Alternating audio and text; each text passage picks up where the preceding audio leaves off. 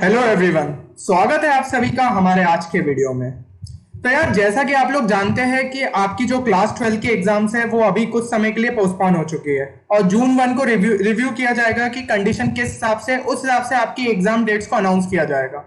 तो यानी हमें अप्रोक्सीमेटली मतलब 15 जून के बाद ही होने वाली एग्जाम्स, तो अपन को 2 महीने के आसपास का टाइम तो मिल ही रहा है, हो सकता है उससे ज्यादा भी मिले। तो यानी कि इतना टाइम सफिशिएंट है कि अगर अपने बोर्ड्स में ज्यादा अच्छे से तैयारी नहीं की है तो हम उसे मजबूत कर सकते हैं। तो आज से मैं आपके लिए एक स्पेशल सीरीज स्टार्ट कर रहा हूं जो कि फोकस रहेगा हमारा क्लास 12 बोर्ड्स 2021 पे।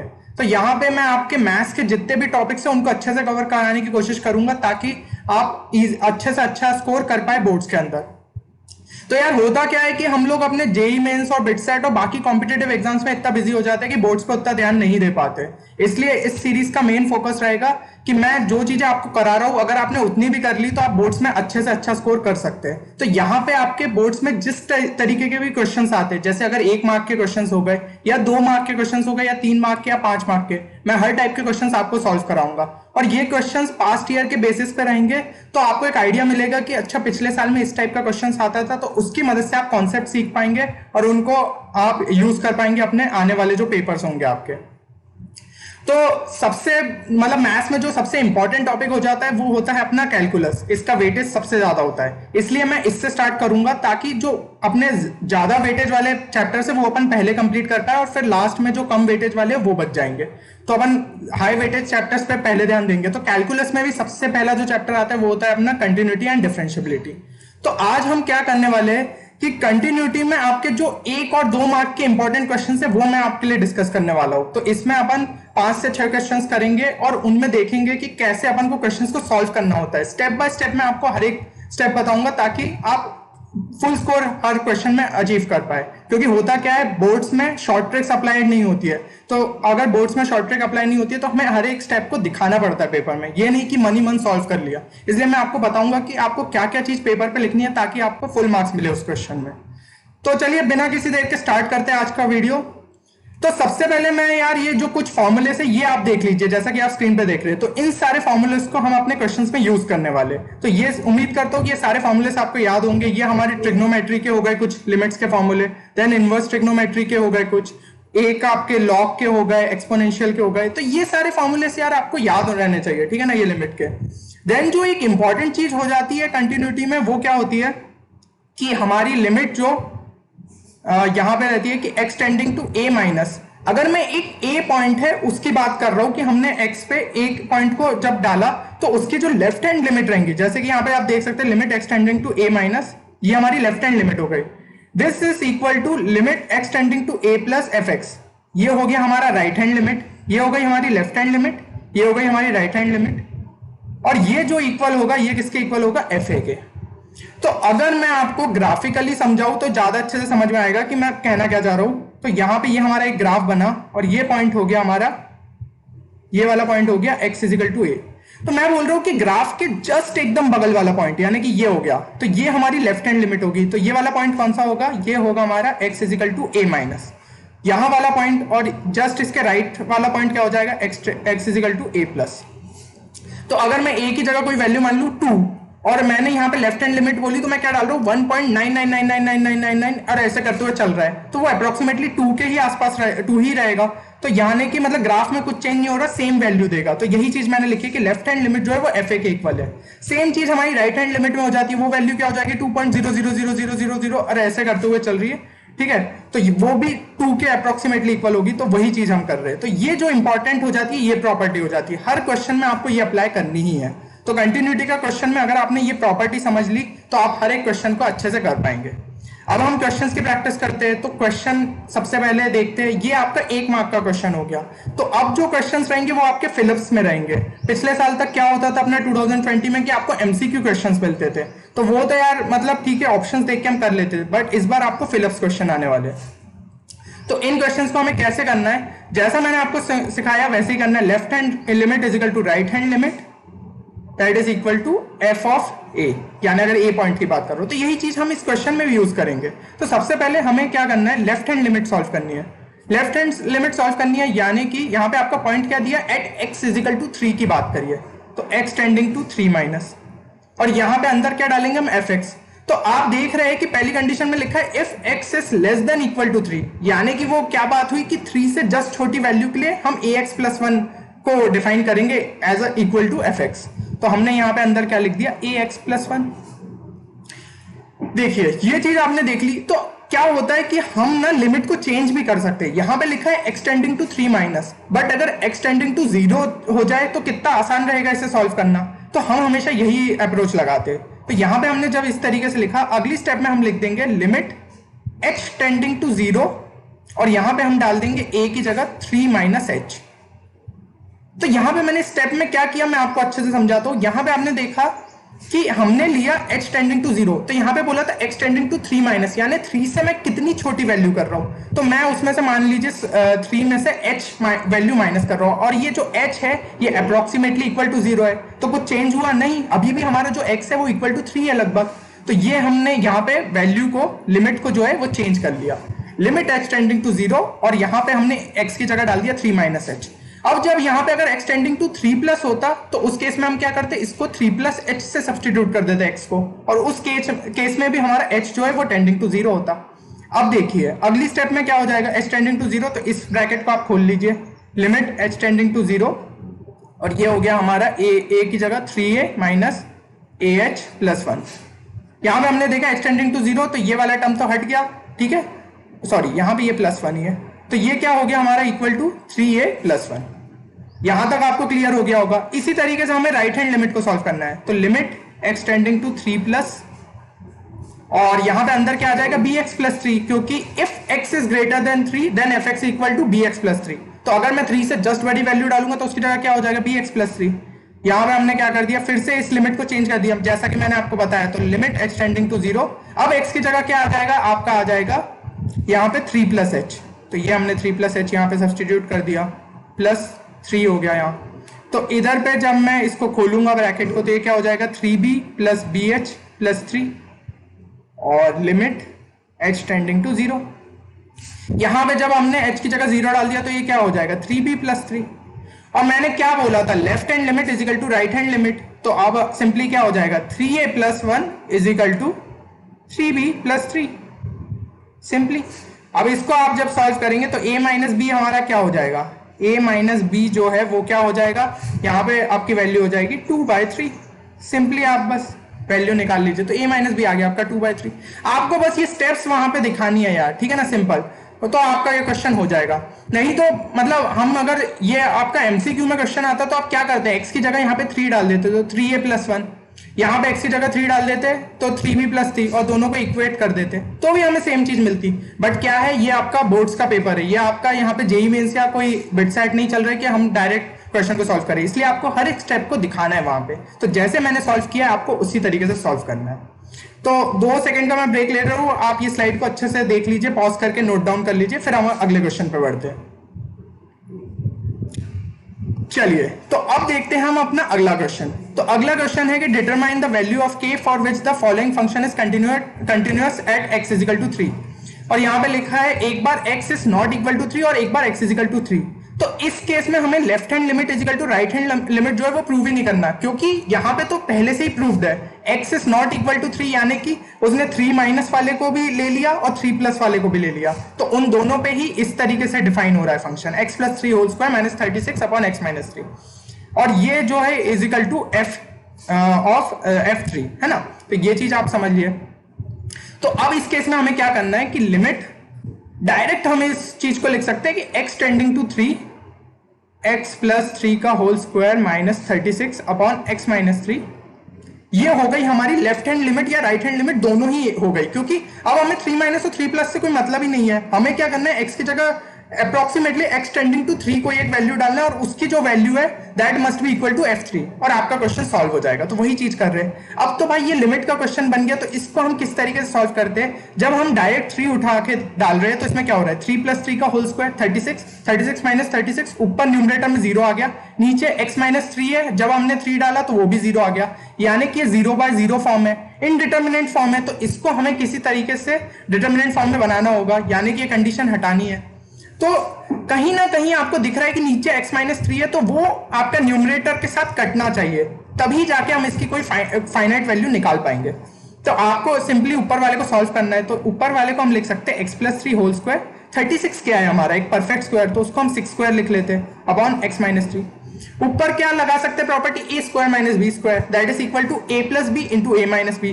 तो क्या हो जाएगा ये सिंपली, ए प्लस बी हमने किया तो ये हो जाएगा हमारा x प्लस 9, ए माइनस बी किया तो ये हो जाएगा हमारा x माइनस 3, और नीचे क्या था x माइनस 3। जैसा कि मैंने बोला था, हमने न्यूमरेटर को इस तरीके से घुमाया कि हमारा x माइनस 3 जो टर्म है वो कट गया, तो यहाँ पे आपका फाइनल क्या आ गया, इजिकल टू x प्लस 9।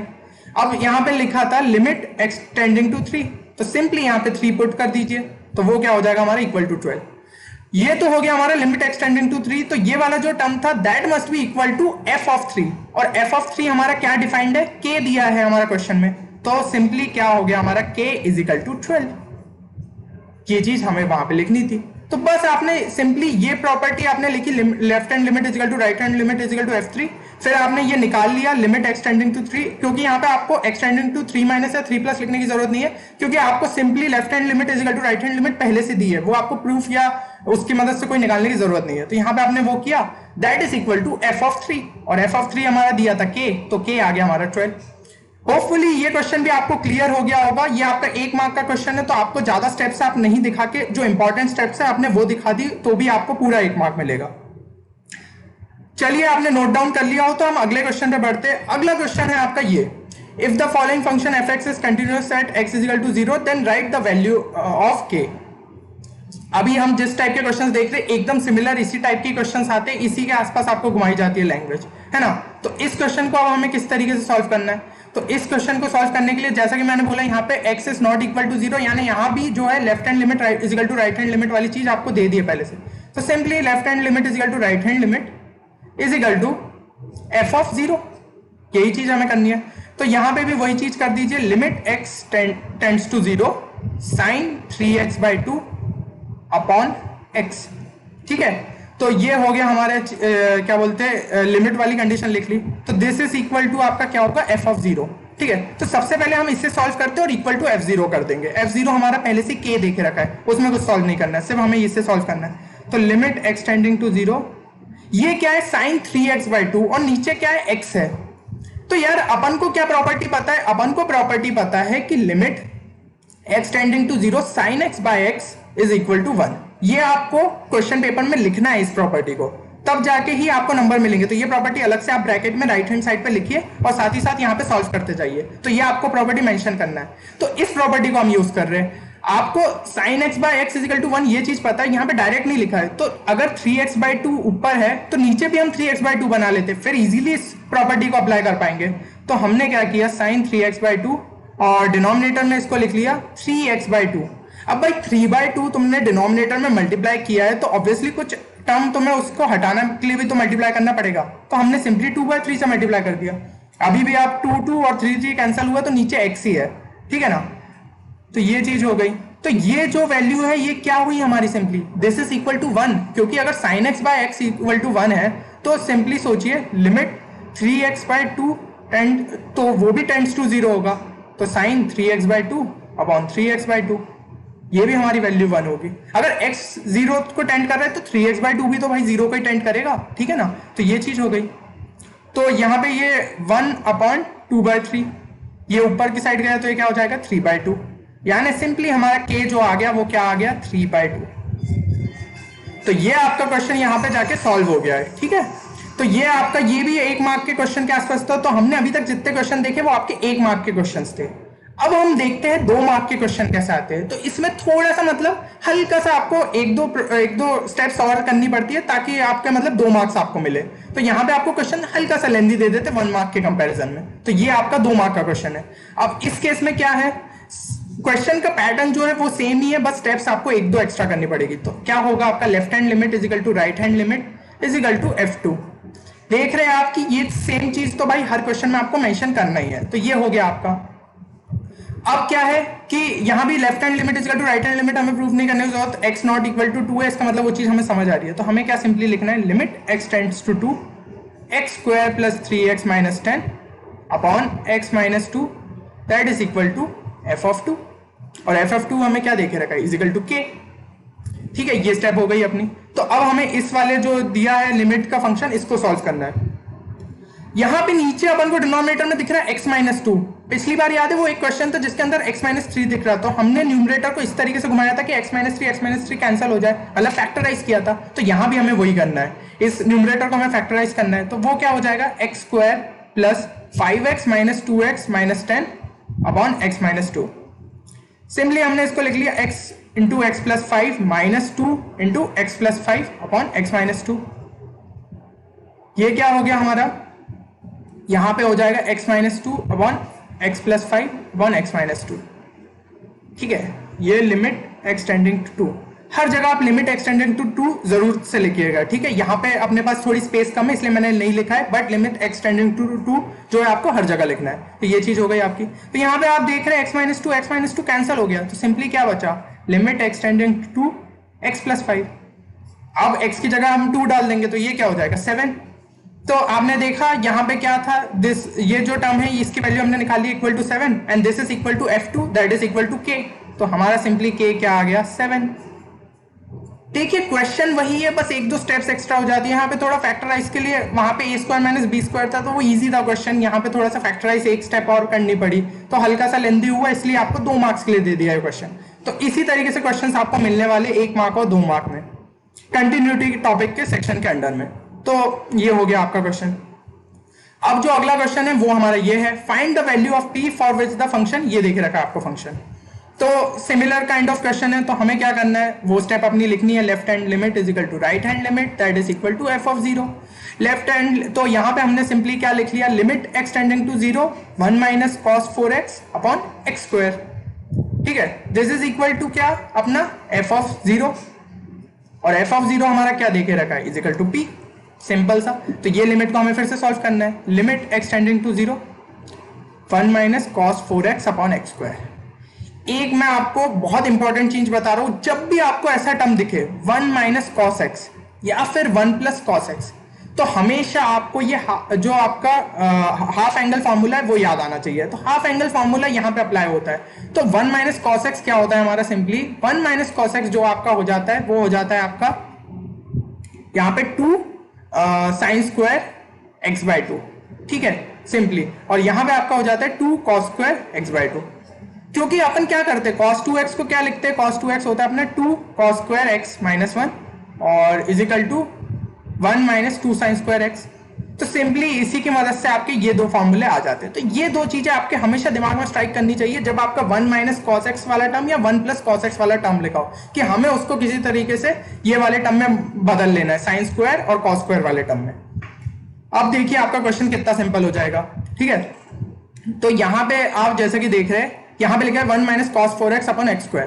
तो हमने इसको सब्सटीट्यूट किया, 1 minus cos x equal to 2 sine square x/2 होता है। यहाँ पे 4x दिया है तो x की जगह यहाँ पे क्या आ जाएगा आपका, सिंपली x/2 की जगह आपका क्या आ जाएगा, सिंपली 2x। तो यही हमने कर दिया 2 sine square 2x upon x²। अब देखिए, अब हमें पता चल रहा है कि हमें अगली प्रॉपर्टी क्या यूज करनी है, limit sine x upon x is equal to 1 जब x टेंडिंग टू 0। ये आपको प्रॉपर्टी दिख रहा है क्योंकि यहाँ पे दिख रहा है साइन स्क्वायर 2x और नीचे x² है, तो यानी 2x अगर हमने नीचे की साइड भी बना लिया तो हम सिंपली ये वाली प्रॉपर्टी को यूज कर पाएंगे। तो हमें क्या करना है, फिर से अपनी थोड़ी एक जुगाड़ लगानी है। तो x² नीचे लिखा है तो उसको अगर हम 2x² लिख दे। अब क्या किया मैंने, यहाँ पे 4 एक तरीके से मल्टीप्लाई किया है क्योंकि 2 स्क्वायर हुआ ना ये, जब ब्रैकेट से बाहर निकलेगा तो एक 1/4 और मल्टीप्लाई कर दिया। कुछ फर्क पड़ा नहीं पड़ा, अभी भी 4 और 4 तो कैंसिल हो जाएंगे, तो सिंपली x² ही है नीचे। तो ये वाला जो टर्म है अपना वो क्या हो जाएगा, अगर हमारा limit extending to 0 sine x by x is equal to 1 है तो मैं दोनों साइड अगर स्क्वायर कर दूं तो भी वो 1 ही रहेगा। तो वही तो चीज है ये। तो ये जो टर्म है ये अपना 1 हो गया, और ये 4 को जब हम ऊपर भेज देंगे तो this is equal to 8, 2 upon 1/4, तो 4 अपना ऊपर गया, ये 8, तो p क्या हो गया अपना, सिंपली इज इक्वल टू 8। तो यहाँ पे आपने एक प्रॉपर्टी आपको मेंशन करनी है कि हमने हाफ जो है ये हाफ साइन एंगल और हाफ कॉस एंगल ये फॉर्मूलास यूज किए, और यहाँ पे आपको ये लिमिट वाली प्रॉपर्टी ये मेंशन करनी है। 2 ये स्टेप्स लगाई और आपसे ये क्वेश्चन हो जाएगा। तो ये था आपका 2 मार्क का क्वेश्चन। ठीक है, उस हिसाब से हमने थोड़ा बहुत सॉल्व किया। तो यहाँ पे हर एक स्टेप को दिखाना इंपॉर्टेंट है, और आप समझ रहे मैंने जो आपको ये इंपॉर्टेंट हिंट दिया ये आपको क्वेश्चन में स्ट्राइक करना चाहिए। आपको दिख रहा है नीचे x² है, तो कहीं ना कहीं आपको 1 माइनस कॉस एक्स और 1 प्लस कॉस एक्स जैसा टर्म आए तो उसको स्क्वायर वाले टर्म में बदलना है, ताकि हम अपनी साइन x बाय x या tan x बाय x ऐसी प्रॉपर्टीज लगा पाए लिमिट की। तो होपफुली आपको चीजें क्लियर हो रही होगी, फटाफट इसे नोट डाउन कर लीजिए, फिर अपन अगले क्वेश्चन पे बढ़ते हैं। तो हमारा नेक्स्ट क्वेश्चन है कि find the value of k for which the function f(x) = sin x minus cos x upon 4x minus pi। ये आपका x जब नॉट इक्वल टू π/4 है तब गिवन है।